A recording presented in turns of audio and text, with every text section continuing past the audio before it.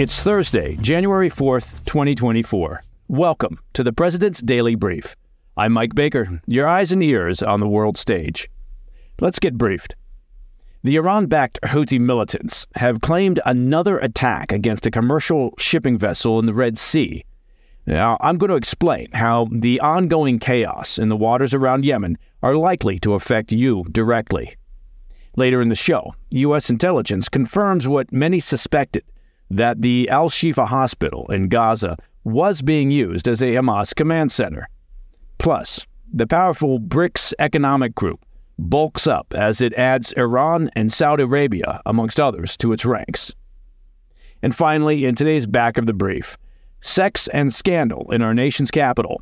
Well, there's a phrase no one's ever typed before, as intelligence experts suggest a high-end sex ring in the Boston and D.C. areas may have been a honeypot scheme by foreign powers. But first up, the PDB Spotlight. So, 2024 is looking a lot like 2023 when it comes to the Red Sea. The new year is giving no respite in the chaos in the Red Sea and the Houthi attacks on commercial shipping in the region. On Wednesday, a fresh strike was claimed by Iranian-backed Houthi militants against another merchant vessel navigating the troubled waters. This time, it was a Malta-flagged freighter that became the latest target, with the drone and missile-happy Houthis alleging that the ship's course was set for Israel. The owners of the vessel, French shipping powerhouse CMA CGM, announced that the ship and its crew were unharmed in the attack.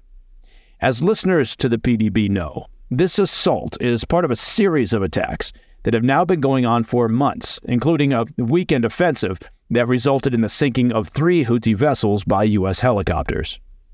These incidents show that Operation Prosperity Guardian, the multinational coalition formed in December to respond to Houthi-led attacks, is, frankly, falling short of its goal to secure this vital shipping corridor. Now, you might be wondering, Mike, you keep talking about these Red Sea attacks, but how does this affect me? It's all the way over there, and I'm all the way over here, wherever here may be for you. The reality is that the ripple effects are already hitting the global shipping industry hard. Many shipping companies are suspending their operations in the region due to the heightened risks.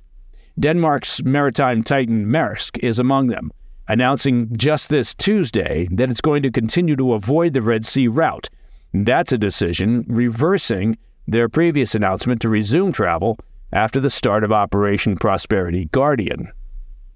As a result, these container ships are being forced to divert from their usual Red Sea and Suez Canal paths, opting instead for the lengthy detour around the Cape of Good Hope at Africa's southernmost point, and then northward along the continent's western coast. This diversion tacks on an extra 3,000 nautical miles to voyages. Now, for those of you who aren't merchant marines or sailors or even pirates, that's over 3,400 miles. To put this into perspective, consider a large container ship's journey from Taiwan to the Netherlands, typically a 25-day sail via the Red Sea route. Circumnavigating the Cape of Good Hope adds a substantial 9 days to the trip. That's 9 additional days of fuel consumption, crew wages, insurance costs, and other expenses, all of which will, inevitably, trickle down to the consumer. And that's where you come in. Those additional costs will eventually be reflected in the prices that you pay for a wide variety of goods. The implications for global commerce are stark. The American Journal of Transportation reports that these detours impact 17% of the world's shipping traffic. The added strain is projected to inflate cargo costs for carriers by 15 to 20%. The trade affected by the instability in the Red Sea has already reached $225 billion. The security of these waters, it's not just about regional politics. It's about the pocketbooks of consumers worldwide. Now, so far, the limited counterstrikes taken by the U.S. administration have failed to deter the Houthi militants and their Iranian backers from continuing to destabilize the global trade route and economy. There's no doubt the Pentagon has drawn up numerous scenarios and robust target packages as deterrence options. At some point, the White House is going to need to choose a response that packs more punch.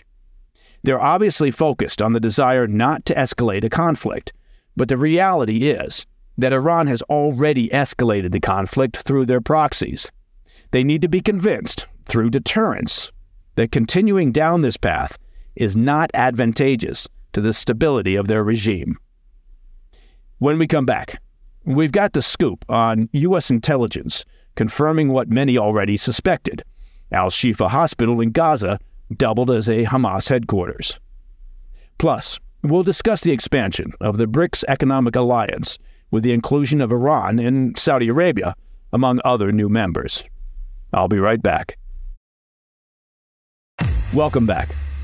We're beginning to learn more regarding Hamas's use of the Al-Shifa hospital in Gaza and the intelligence that led to Israel's controversial operation at the sprawling medical complex. Declassified U.S. intelligence, reviewed by the New York Times, confirms that Hamas and the Palestinian Islamic Jihad used the hospital, along with a tunnel network underneath, to command their regional forces and also to hold hostages taken during those brutal 7 October attacks.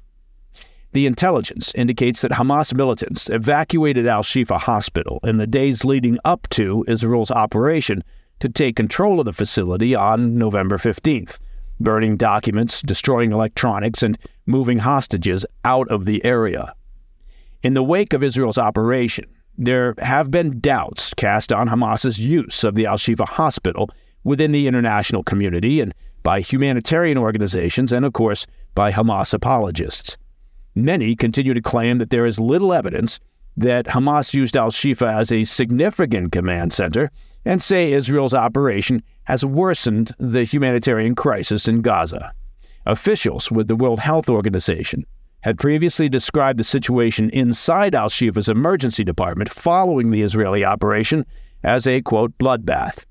Now, Israel argued that the hospital was a legitimate military target, given that their intelligence indicated hostages were being held at Al-Shifa and that Hamas was operating out of a tunnel network underneath the hospital.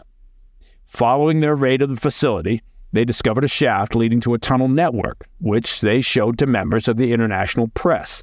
They also discovered stores of weapons and ammunition at the hospital and electronic equipment used to coordinate Hamas's operations.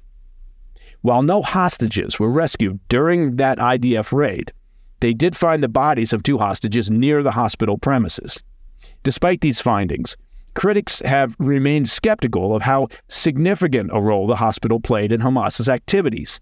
Now, note that, at first, critics used the Hamas narrative that the hospital had nothing to do with Hamas.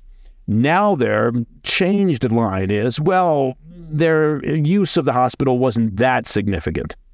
A senior U.S. intelligence official told the New York Times on Tuesday, however, that their intelligence strongly indicated that at least a few hostages were being held at Al-Shifa prior to the November raid, confirming Israeli claims, and also that it was indeed serving as a key command and control center for Hamas. The official also said that their intelligence confirms the terrorist group was using the tunnels at the medical complex to store large quantities of weapons. We should note that while the U.S. has not publicly disclosed evidence regarding their intelligence assessment, a classified version of the documents reviewed by the New York Times was also sent to members of Congress on Tuesday. U.S. officials told the New York Times they were confident in their assessment, noting that their evidence matches Israeli intelligence despite being collected independently. That's what's called in intel circles independent corroboration. All right. I want to shift our focus to the global economy as Iran, Saudi Arabia, the UAE, and Egypt all officially joined the BRICS bloc of nations this week, doubling the organization's size. BRICS, which stands for the founding members Brazil, Russia, India, China, and South Africa, cleverly combined into the acronym BRICS, had invited 6 other nations to join their economic bloc in August, including some of the world's largest energy producers. Now, the only outlier was Argentina, whose recently elected leader, Javier Milei, reversed his predecessor's decision and pulled out of the BRICS coalition just last Friday. While it's unclear what the long-term ramifications of this new economic alliance will be, many observers in the West are concerned about closer ties between major global oil producers like Saudi Arabia and belligerent foreign actors like Russia and Iran. Despite the Saudis' relationship with the U.S., concern over Washington's long-term commitment to security in the Gulf has led the oil titan to seek out new forms of economic and diplomatic cooperation with world powers, according to a report by Reuters. China serves as Saudi Arabia's largest oil customer, and as we've discussed here on the PDB, China is eager to challenge Western economic dominance. Working through BRICS and the informal Global South Alliance of nations, China is working aggressively to create a new world order in which they sit atop a power structure, with the U.S. being knocked down a few rungs on the ladder of geopolitical influence. When it comes to Iran, there's concern that part of their motivation for joining the BRICS bloc is to make it easier to bypass Western sanctions that have hampered the regime's domestic economy. Mahdi Safari, Iran's deputy foreign minister, celebrated Iran's entry into the BRICS family on Wednesday, saying Iran hopes to serve as a banking center for member nations. He added that the broader coalition offers a way to challenge the hegemony of the U.S. dollar overseas. In an interview with the Russian outlet Sputnik, Safari said, "We are interested in creating a unified currency in the BRICS group, and this could be very effective. By using national currencies, the process of eliminating the use of the dollar in commercial exchanges begins, and we are interested in continuing this process," end quote. Now, both Iran and Russia are very keen to encourage trade in local currencies as a means of beating sanctions imposed by the West on them for their various belligerent actions, support of terrorism, and warmongering. President Vladimir Putin suggested Monday that this week's expansion of BRICS is only the beginning. He called the entry of Iran, the Saudis, the UAE, and Egypt a strong indication of the growing authority of the association and its role in international affairs. Putin indicated that more countries will be welcomed into the bloc in 2024, saying, quote, "Of course, we will consider the degree to which many other countries, about 30 of them, are prepared to join the BRICS multi-dimensional agenda in one form or another." He continued, "To this end, we will start working on the modalities of a new category of BRICS partner country," end quote. Well, it's just good to see Putin expanding his vocabulary with big words like modalities and multidimensional. He's not just a tough despot sitting shirtless on a tiger. The next annual BRICS summit, the 16th since the organization started, is expected to be held later this year in Russia's Kazan city. All right, coming up in the back of the brief, we return to the story of a network of brothels in our nation's capital as intelligence experts suspect the high-end bordello network may have included honeypot operations used by foreign agents to ensnare or compromise American targets of interest. I'll be right back. I wanted to return to a story we brought you a few months ago about a high-end brothel network that was taken down in the suburbs of Washington, D.C. and Boston.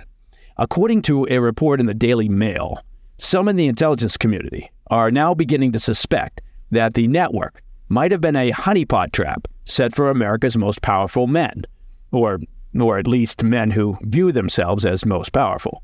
Now, if you're not familiar with the term, a honeypot trap is a tactic where a person, often an attractive woman, is used as bait to compromise a target.